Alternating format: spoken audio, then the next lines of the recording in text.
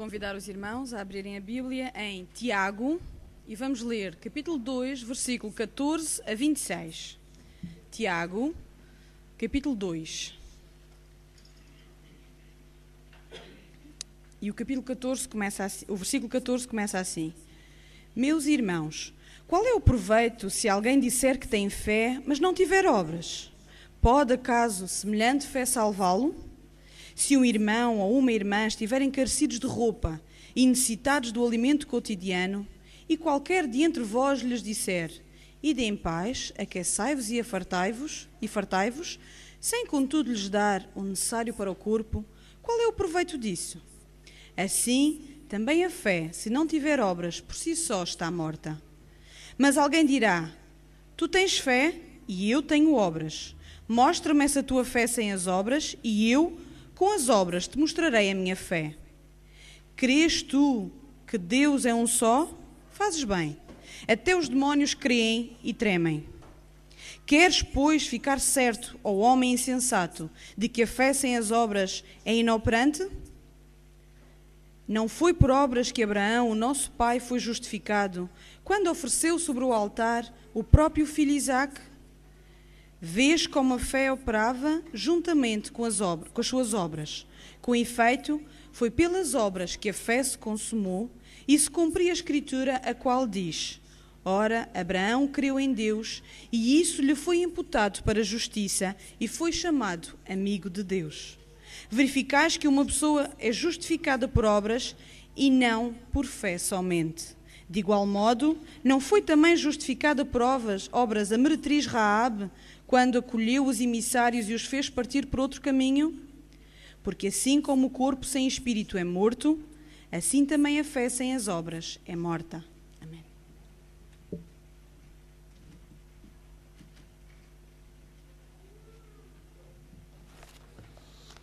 Bom dia a todos. Cumpre-me a mim fazer hoje a terceira mensagem desta manhã. A primeira mensagem foi uma mensagem através de uma história para os mais pequeninos, uma mensagem que nos lembra que nós não devemos viver para nós mesmos. Tivemos uma segunda mensagem que foi musical, se a memória não me falha, chama-se Jesus, a Alegria dos Homens, é isso?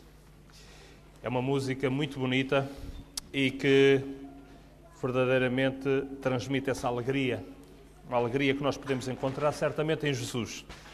A terceira mensagem que eu quero apresentar esta manhã, que quero partilhar convosco, é uma mensagem que encontramos na Sagrada Escritura e nos acontecimentos bíblicos.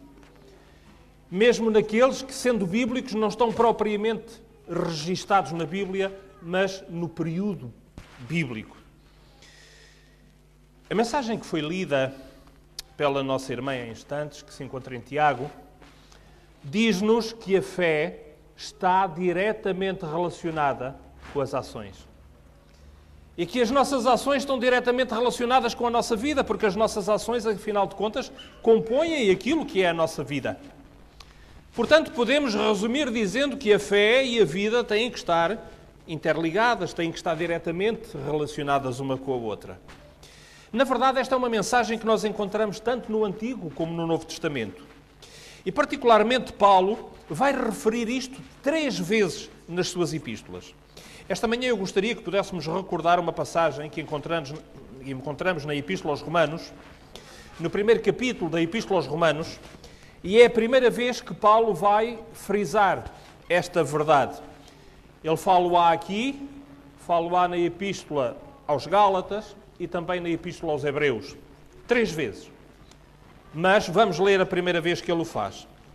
Romanos capítulo 1, versículo 16 e 17. E o apóstolo Paulo começa por dizer que o Evangelho para ele é um privilégio, é um prazer, é uma honra. Diz ele, escreve ele: Não me envergonho do Evangelho de Cristo, pois é o poder de Deus para a salvação de todo aquele que crê, primeiro do judeu e também do grego. E depois ele diz, versículo 17, porque nele, no Evangelho, se descobre a justiça de Deus, de fé em fé. Como está escrito, o justo viverá da fé. Onde é que está escrito? Livro de Abacuque, capítulo 2, versículo 4. É o profeta Abacuque que registra estas palavras do próprio Deus. Não são palavras do profeta, é o próprio Deus que diz isto ao profeta. E agora Paulo vai citar aqui, e como vos disse, citará 3 vezes nas suas epístolas. O justo viverá da fé, o justo viverá pela fé. A fé do justo será algo que se refletirá na sua vida. A sua vida é um reflexo da sua fé. Enfim, podemos dar todas as voltas linguísticas que quisermos. A realidade é esta. Fé e vida estão interligadas na vida do crente. Isto leva-nos a uma questão de fundo.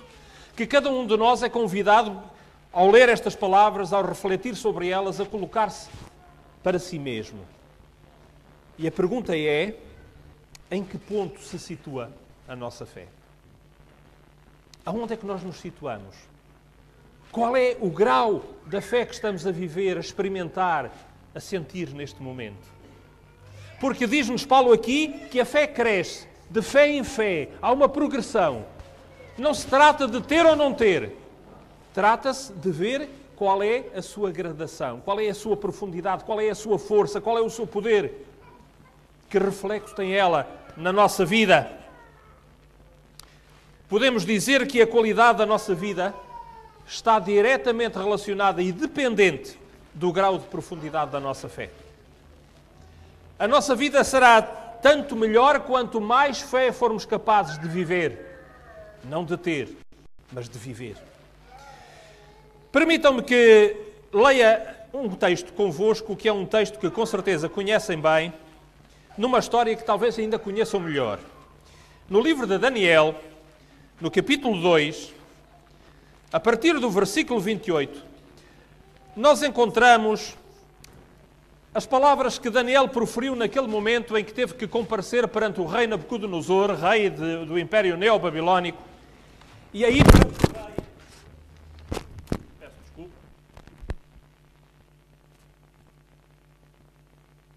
perante o rei Nabucodonosor, Daniel teve que dar testemunho da sua fé.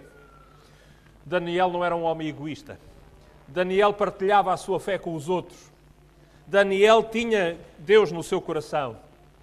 E aqui, no versículo 28 do capítulo 2 do livro de Daniel, diz assim: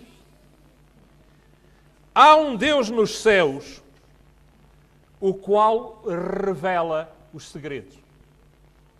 Deus também não é egoísta. Deus partilha os segredos com os homens, através da revelação divina. Há um Deus nos céus, o qual revela os segredos. Ele, pois, fez saber ao rei Nabucodonosor o que há de ser no fim dos dias. O teu sonho e as visões da tua cabeça, na tua cama, são estas. E depois ele diz: estando tu, ó rei, na cama, subiram os teus pensamentos ao que há de ser depois disto. Portanto, ao futuro. Aquele, pois, que revela os segredos, te fez saber o que há de ser. E depois ele acrescenta, versículo 30, e a mim me foi revelado este segredo. Não porque haja em mim mais sabedoria do que em todos os viventes, mas para que a interpretação se fizesse saber ao rei e para que entendesses os pensamentos do teu coração. Ao lermos estas palavras, há algumas coisas que nós podemos compreender desde logo com este Daniel. Daniel era, sem dúvida, neste momento em que isto acontece, um jovem de fé. A sua idade andaria à volta dos 18, 19 anos de idade, não teria mais do que isso quando estes acontecimentos tiveram lugar. E perante isto que está a acontecer, nós podemos concluir que Daniel era alguém que buscava a Deus através da oração. Se nós lêssemos os versículos anteriores, nós constataríamos que verdadeiramente Daniel se entregou à oração. Partilhou a sua angústia, o seu problema com alguns amigos que ele tinha no cativeiro em Babilónia, e eles oraram fervorosamente para que Deus lhes revelasse aquilo que tinha sido dado saber ao rei Nabucodonosor naquele sonho que ele tinha tido, do qual ele não se lembrava e do qual ninguém podia dizer o que ele tinha sonhado e muito menos o significado do sonho. Portanto, Daniel era alguém que buscava, era um jovem que buscava a Deus através da oração. Mas ele fez mais. Ele partilhou a sua fé, neste caso, com um rei que era idólatra, e pior ainda, não era apenas um rei que adorava falsos deuses, Era um rei que estava convencido que era filho de Bel-Marduk, o principal dos deuses babilónicos. Ou seja, era um rei que considerava que de alguma forma era mais que humano, era filho do próprio Deus, da própria divindade que ele adorava. Mas com este rei pagão, com este rei idólatra, Daniel não hesita em partilhar a sua fé. E ele diz, há um rei superior aos reis humanos. É o Deus do céu, é o Deus verdadeiro. Esse rei, esse Deus verdadeiro, que está acima dos homens, ele tem os segredos e ele revela às vezes os segredos aos homens. E ele fez-te saber a ti, no teu sonho, o que vai acontecer no futuro. Quantas pessoas no mundo gostavam de saber o que é que vai acontecer no futuro? Não é? Algumas até gastam muito dinheiro nisso. Em horóscopos, em consultas a cartomantes, a astrólogos, porque querem conhecer o futuro. Bom, nós temos um Deus verdadeiro que está nos céus, que revela os segredos, que revela o futuro. E Daniel sabe isto e partilha isto com aquele rei. Por outro lado, a humildade. Reparem que Daniel não diz, não, em mim há um conhecimento, em mim há uma sabedoria, uma capacidade superior ao comum dos mortais. E é por isso que eu consigo falar com esse Deus e esse Deus me revela os segredos. Daniel não diz nada disso, ele não sente isso, ele sabe que isso não é verdade. O que Daniel diz é que esse Deus se serviu dele para transmitir a mensagem ao rei. E finalmente, graças a estas características, Daniel é escolhido por Deus para ser o seu mensageiro, o seu profeta. E depois no versículo 39, diz assim, versículo 39, depois de ti se levantará outro reino inferior ao teu, e haverá um terceiro reino de metal, o qual terá domínio sobre toda a terra.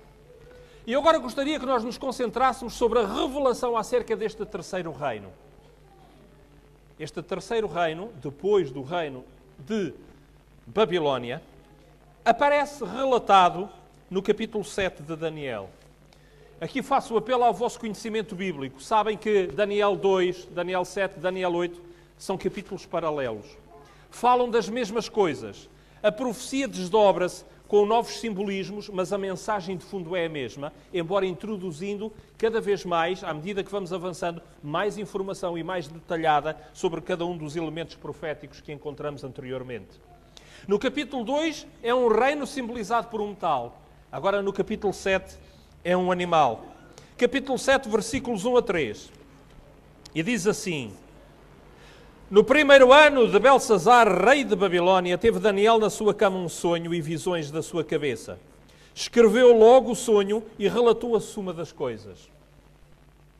Falou Daniel e disse: eu estava olhando na minha visão de noite e eis que 4 ventos do céu combatiam no Mar Grande. O Mar Grande é o Mar Mediterrâneo. Os hebreus consideravam-no o Mar Grande naquele tempo. E 4 animais grandes, diferentes uns dos outros, subiam do mar. E agora no versículo 6 diz assim: depois disto continuei olhando, e eis aqui outro animal, subentenda-se, semelhante a um leopardo. Tinha 4 asas de ave nas suas costas. Tinha também este animal 4 cabeças e foi-lhe dado domínio. Reparem, há aqui um elemento importante que eu quero que retenham esta manhã. Este animal tinha poder, tinha domínio, mas não era dele próprio, foi-lhe dado. É o que o texto diz, não é? O texto diz, foi-lhe dado domínio. Não era de si mesmo. Recebeu de alguém esse domínio. Agora no capítulo 8 de Daniel, no versículo 21, encontramos o texto paralelo, que vai falar do mesmo poder, representado no capítulo 2 por um metal, representado no capítulo 7 por um leopardo especial, 4 asas, 4 cabeças, um leopardo completamente normal, digamos assim, mas estamos aqui a falar em linguagem simbólica, é um código que aqui temos. E agora no capítulo 8, no versículo 21, continua a falar desse mesmo poder. E agora reparem o que diz. Eu olhava, capítulo 8, versículo 21, eu olhava e eis uma ponta que fazia guerra contra os santos e os vencia. Esta ponta aparece aonde? Se formos um pouco para trás, vamos ver que aparece na cabeça de um bode. Um bode que aparece na sequência profética. Voltamos ao paralelismo. Capítulo 2, um metal. Umas versões dizem bronze, outras versões dizem cobre. Um metal. Capítulo 7, aparece um leopardo estranho, anormal, 4 cabeças, 4 asas, que recebeu domínio. Agora no capítulo 8, perdão, eu li o versículo errado. Capítulo 8, versículo 21, estão-me a fazer falta aos óculos. Diz assim, este chifre aparece na cabeça de um animal, não era o bode aparece no capítulo 8, estava a ler o capítulo 7, peço desculpa. O capítulo 8 diz, o bode peludo é o rei da Grécia.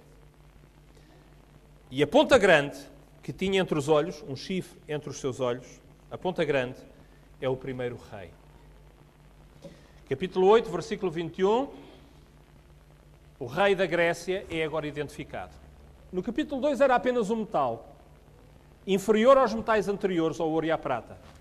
No capítulo 7 é um leopardo esquisito, anormal, mutante, 4 asas, 4 cabeças, ainda bem que os leopardos não têm 4 asas e 4 cabeças. Aqui, no código profético, tem. No capítulo 8 é um bode peludo. E agora é identificado que poder é esse que recebe o poder, que lhe é dado o poder, o domínio. É o rei da onde?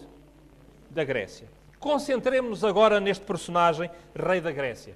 Conhecido pelos historiadores da Antiguidade como o bode do Oeste. Era assim que eles o tratavam, que eles o conheciam. Na verdade, era filho de Filipe da Macedónia. Esse filho chamava-se Alexandre, conhecido na história como Alexandre o Grande. 2 séculos depois de Daniel, ele viria a cumprir a profecia bíblica. 2 séculos depois de Daniel, mais precisamente no ano 332, ele faz a expansão do seu império para o Oriente. E chega à cidade de Tiro. A cidade de Tiro não fica longe da Palestina, não fica longe de Israel. Lembrem-se que a dada altura Jesus foi para as regiões de Tiro e de Sidom, ao norte, no atual Líbano, na altura era a Fenícia, as terras do norte, junto ao mar Mediterrâneo. Ano 332, Alexandre cerca a cidade de Tiro. Durante 7 meses ele cercou a cidade de Tiro. Ao fim de 7 meses ele conquistou a cidade de Tiro. Ele conquista a cidade de Tiro e vem para sul. E vem até onde? Vem até Gaza, a célebre faixa que preenche muitas vezes as notícias dos telejornais na atualidade. Vem para Gaza, para a cidade de Gaza. Durante 2 meses ele cerca a cidade de Gaza. Ele conquista a cidade de Gaza ao fim de 2 meses. E agora ele vira-se para Jerusalém. E é aqui que a história ganha interesse para nós. Jerusalém. Sabem que Alexandre, durante algum tempo, pediu a Jerusalém, que na altura era governada pelo sumo sacerdote, já não havia rei, depois do exílio em Babilónia, Israel deixou de ter reis. Ele vira-se para Jerusalém com as suas tropas. E as suas tropas eram vitoriosas, tal como as profecias do livro de Daniel diziam que ele recebeu domínio. E como um leopardo deslocava-se com grande velocidade e conquistava o terreno por onde passava, não havia quem lhe conseguisse resistir. Agora as tropas vêm a caminho de Jerusalém e os judeus sabiam o que é que os esperava. Alexandre, durante muito tempo, pediu tropas a Jerusalém e Jerusalém recusou-se a enviar tropas para Alexandre. Ele pediu tributo aos judeus e os judeus recusaram-se a dar tributo a Alexandre. Agora Alexandre vem com os seus exércitos a caminho de Jerusalém. E agora? O que é que vai acontecer? Se fossem habitantes de Jerusalém, o que é que sentiriam neste momento, sabendo que Alexandre vinha com as suas tropas a caminho da vossa casa? Estão a perceber qual era o problema? Os hebreus de Jerusalém tinham medo. O que é que vai acontecer? Nas alturas em que surge um grande problema na nossa vida, a fé faz a diferença. É particularmente nesses momentos que ter fé ou não ter marca completamente a diferença. Quem tem fé tem segurança. Quem não tem fé tem muito medo e às vezes foge. Pelo menos quando há oportunidade disso. Alexandre aproximava-se. Estava a poucos quilómetros da cidade de Jerusalém. O que é que aconteceu? Com certeza que muitos daqueles hebreus que moravam em Jerusalém e nos arredores, pelo menos aqueles que eram homens, mulheres de fé, oraram ao Senhor. E a grande questão que se calhar eles se colocavam é como é que o Senhor desta vez vai livrar o seu povo. Sabem o que é que Deus fez? Uma das coisas que Deus fez foi dar um sonho ao sumo sacerdote. Deus deu um sonho ao sumo sacerdote e nesse sonho que deu ao sumo sacerdote, Deus disse ao sumo sacerdote o que é que ele devia fazer. E o sumo sacerdote organizou uma grande procissão. Permitam que use o termo procissão. Uma grande procissão. Uma procissão em que todos os sacerdotes do templo foram chamados para se vestirem de branco com as vestes sacerdotais e deviam desfilar a caminho de Alexandre com as suas vestes brancas vestidas. Atrás vinham todos os hebreus que quisessem participar também vestidos de branco, se deviam juntar à procissão. E à frente daquela procissão ia o sumo sacerdote vestido com as suas vestes de cerimónia, com a sua mitra na cabeça, com aquelas palavras, santidade ao Senhor. E eles rumaram ao encontro de Alexandre e das suas tropas. Diz-nos o relato histórico que Alexandre estava em Mizpá. Pensa-se que esta Mizpá, pelas circunstâncias, seria num local chamado Nebi Samuel, que fica a cerca de 7 quilómetros de Jerusalém, a noroeste de Jerusalém, a uma altitude de mais ou menos 152 metros de altitude em relação ao terreno circunvizinho. Portanto, num sítio onde realmente Alexandre podia ver o que se passava à sua volta. E conta a história que Alexandre estava efetivamente num sítio alto, em Mizpá, e que viu ao longe a procissão do sumo sacerdote e dos sacerdotes e de todo o povo que se quis juntar para ir ao encontro de Alexandre. É preciso fé para ir desta maneira ao encontro de um exército que vem como vencedor e que vem para cobrar a dívida de um pedido que foi feito e não foi respeitado. O que é que iria acontecer? Sabem o que é que aconteceu? Alexandre, sozinho com o seu cavalo, desceu de Mizpá e veio ao encontro do sumo sacerdote e daquela procissão que ia ao encontro dele. Sozinho. Alexandre veio, quando chegou em frente ao sumo sacerdote, saiu do seu cavalo, desceu para a terra, baixou-se, ajoelhou-se e adorou. Ninguém estava à espera que Alexandre fizesse aquilo. Alexandre era um conquistador. Ele dominava e matava reis, ele anexava impérios ao seu império. Ninguém esperava que Alexandre se ajoelhasse e adorasse perante o sumo sacerdote dos judeus. A surpresa foi tal que Parménio, o comandante-chefe de Alexandre, interpelou o seu general e disse-lhe: como é que tu, que és adorado por todos, adoras o sumo sacerdote dos judeus? Alexandre respondeu a Parménio: eu não estou a adorar o sumo sacerdote dos judeus. Eu adorei o Deus que esse sacerdote serve. E depois ele explicou a Parménio, o seu comandante-chefe, o que é que se tinha passado. Alexandre tinha tido um sonho. Quem é que dá às vezes sonhos aos homens? Alexandre tinha tido um sonho e naquele sonho ele viu o sumo sacerdote. Exatamente aquele sumo sacerdote que estava ali à frente daquela procissão que foi ter com ele. Ele viu aquele sumo sacerdote e naquele sonho aquele sumo sacerdote tinha-lhe dado instruções sobre o modo como ele poderia conquistar a Ásia. Vejam como Deus às vezes se adapta aos interesses humanos para conseguir levar os seus desígnios avante. Ninguém imaginava uma situação daquelas. Ninguém ia adivinhar que Deus estava a dar um sonho ao sumo sacerdote e outro sonho diferente a Alexandre para que eles se encontrassem e Deus pudesse salvar o seu povo. Mas foi exatamente isto que aconteceu no 4º século antes da nossa era. Alexandre deu liberdade de culto aos judeus. É verdade que anexou o território, mas deu liberdade total de culto aos hebreus. Eles podiam adorar o Deus deles, sem qualquer tipo de problemas. Deus tinha livrado espiritualmente o seu povo. É verdade que Deus estava a preparar o contexto social e político de Israel para uma realidade que haveria de vir depois, o Império Romano, Jesus, tudo aquilo que nós conhecemos, mas a liberdade espiritual do seu povo estava garantida e essa é a mais importante. Os judeus exultaram com a libertação que Deus lhes deu. Mas há aqui um pormenor que eu gostava de guardar agora e gostava que retivessem a vossa atenção nisto. Deus muitas vezes está a operar por nós e nós não sabemos. Muitas vezes nós estamos preocupados com problemas que nos afligem e Deus já está a resolvê-los e nós não sabemos. Foi exatamente o que aconteceu neste episódio. Lembrem-se das palavras de Jesus registadas naquele que ficou conhecido como o Sermão do Monte ou da Montanha, se preferirmos, que se encontra em Mateus capítulo 6. Mateus capítulo 6, a partir do versículo 25.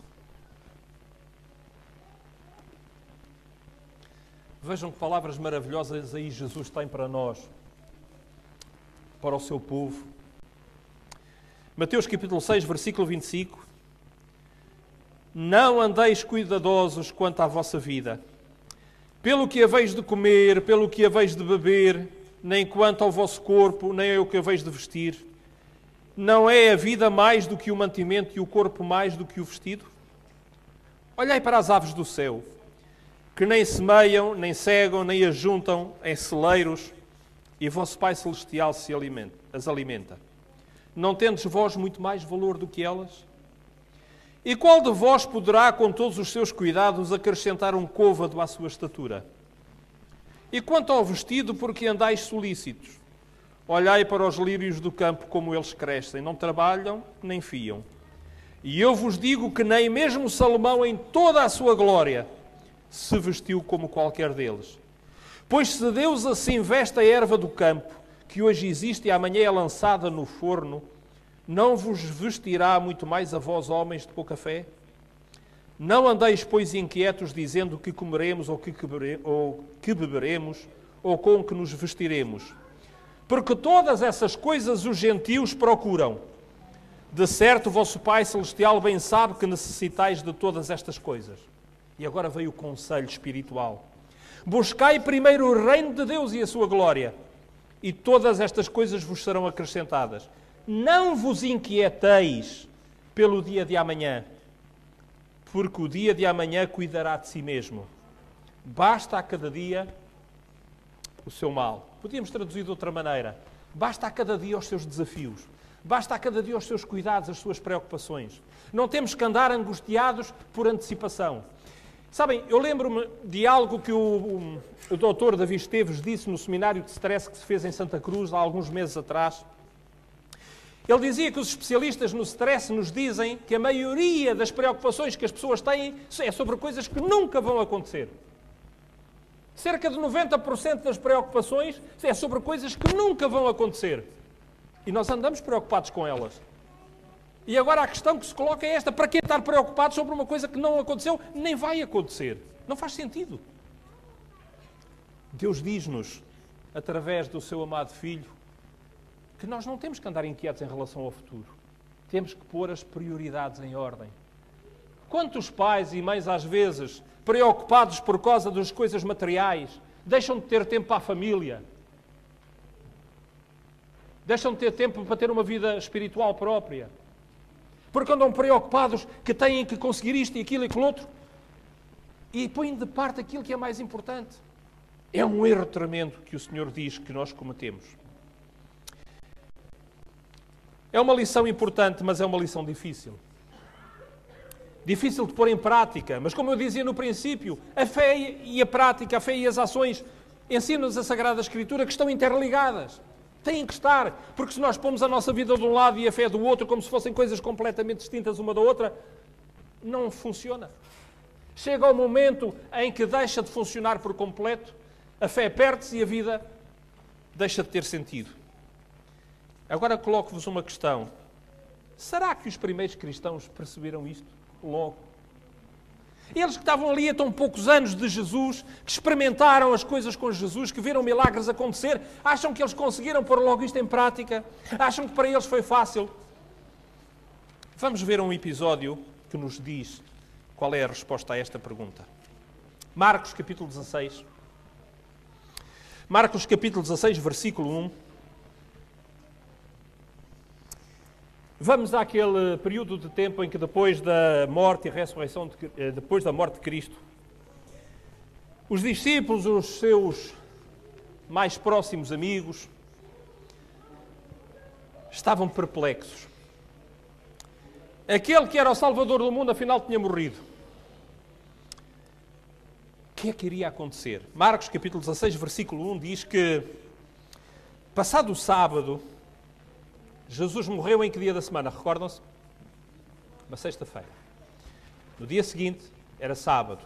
Evidente. Passado esse sábado, Maria Madalena, Maria mãe de Tiago e Salomé, 3 cristãs do período ainda antes da Igreja primitiva, 3 discípulas de Cristo, compraram aromas para irem ungí-lo. Quando é que elas compraram os aromas? Depois de passado o sábado. Há aqueles que dizem que o sábado era só para os judeus e que depois de Cristo já não havia que guardar o sábado. Bom, aqui vemos 3 cristãs que guardaram o sábado depois de Cristo ter morrido. Versículo 2. No primeiro dia da semana, domingo, foram ao sepulcro. De manhã, cedo, ao nascer do sol. Versículo 3. Diziam umas às outras. Elas iam pelo caminho e iam conversar umas com as outras. Iam conversar acerca de um problema que lhes ocupava a mente. Quem nos revolverá a pedra da porta do sepulcro? Qual era o problema delas? Abrir o sepulcro. Recordo-vos que aqueles sepulcros eram sepulcros muito diferentes daqueles que existem hoje em dia, pelo menos no Ocidente.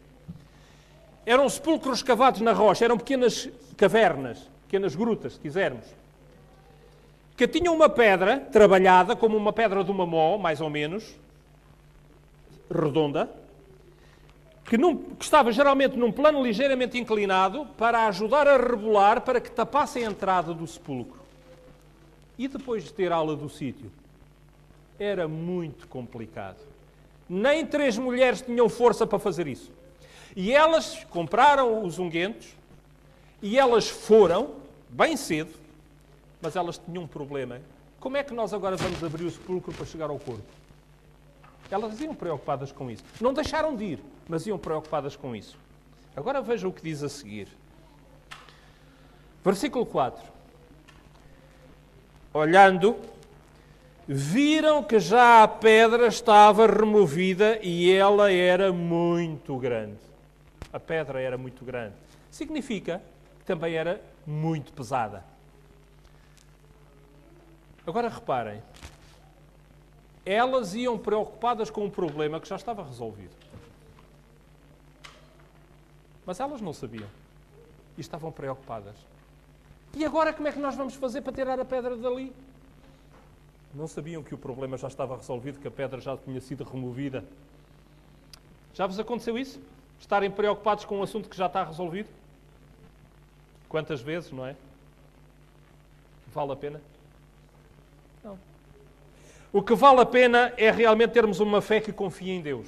O que vale a pena é termos uma fé que é capaz de nos dar a certeza sobre coisas que a gente ainda não vê. Que a gente nem sabe como é que Deus vai resolver, mas Deus resolve.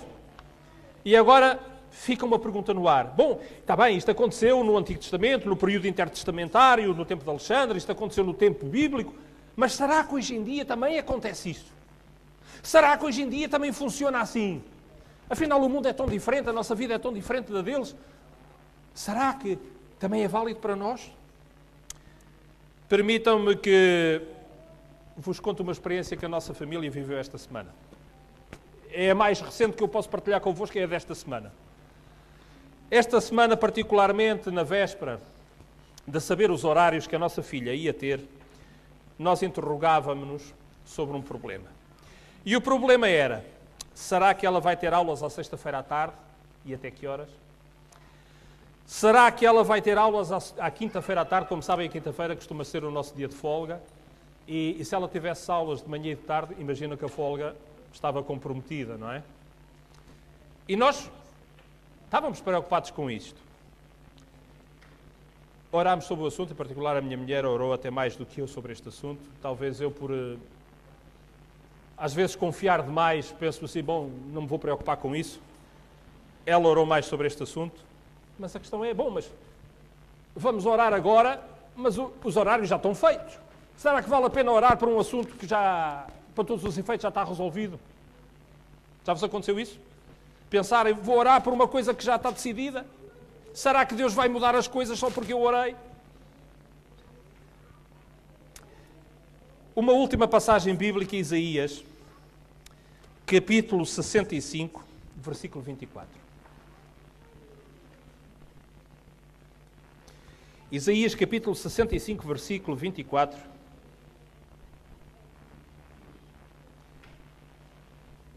Deus é extraordinário. Deus faz coisas que nem nos passam pela cabeça. E Ele partilha, como dizia Daniel, os seus segredos connosco. Isaías, capítulo 65, versículo 24. Diz assim: E será que antes que clamem, eu responderei. Estando eles ainda falando, eu os ouvirei. Qual é a mensagem? Deus às vezes resolve ainda antes da gente pedir. É isto que o texto diz. É Deus que está a dizer através do profeta. O profeta escreveu, mas as palavras são de Deus. Sabem o que é que aconteceu? Ontem de manhã, a minha filha Sara foi à escola e foi receber o horário, o célebre horário. O horário que já tinha sido feito antes das orações estarem pronunciadas. Não tinha aulas nem à quinta-feira à tarde, nem à sexta-feira à tarde. Agora dir-me a boa, então Deus não respondeu à oração, porque o problema já estava resolvido antes. Deus sabe todas as coisas e Deus sabe que havia de chegar à altura em que essa oração seria feita e Deus já estava a responder antes dela ser feita. É isso que Isaías nos diz. Deus às vezes preocupa-se tanto connosco que até responde às nossas orações antes delas estarem feitas. Confiemos no Senhor. Deixemos Deus dirigir as coisas. Deus sabe o que faz. Deus sabe o que faz. Nós às vezes não sabemos como é que Deus vai fazer. Não sabemos que meios é que Deus vai empregar. Que soluções é que Ele vai encontrar. Mas Deus sabe sempre o que é melhor. E se a nossa fé chegar ao ponto, chegar à profundidade suficiente para nós podermos confiar em Deus, Deus certamente vai fazer com que aconteça o melhor para cada um de nós. É só uma questão de confiarmos nele. E estes episódios bíblicos e extra-bíblicos que eu partilhei hoje de manhã convosco demonstram exatamente isto. Temos um Deus no céu no qual nós estamos completamente seguros. O Senhor tem todas as soluções e nós não precisamos de andar preocupados, desanimados, angustiados. Como é que eu vou resolver isto? Como é que eu vou sair desta situação? Que solução é que se vai poder encontrar? O Senhor sabe. O Senhor resolve se nós deixarmos nas mãos dele. Irmãos, fé e ação, fé e vida têm que estar ligadas. Senão, não tem significado. Que o Senhor nos ajude a todos a experimentar isto, para que verdadeiramente tenhamos cada vez mais prazer em estar ligados ao Senhor, em estar submissos à sua vontade, à sua orientação e podermos testemunhar, podermos experimentar pessoalmente como é que o Senhor é grande para nós também. Que o Senhor nos ajude a todos a cada vez mais podermos viver isto. É o meu desejo para todos nós. Amém.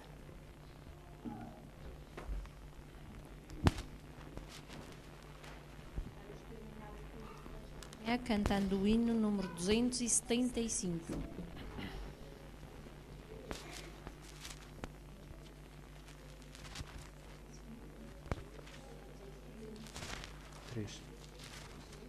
Três. Perdão, 273.